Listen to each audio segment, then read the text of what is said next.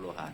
Dan inilah guru di mana beliau sudah pensiun, tapi banyak jasanya kepada anak-anak, sudah melahirkan generasi muda dengan hasil didikannya, ada yang menjadi pejabat, ada sebagainya.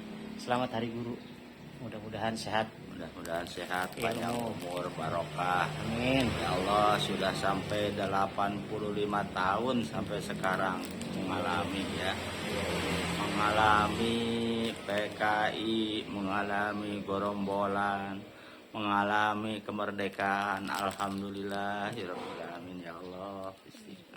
Ya. Terima kasih ya Allah. Ya. Assalamualaikum warahmatullahi wabarakatuh. Wabarakatuh.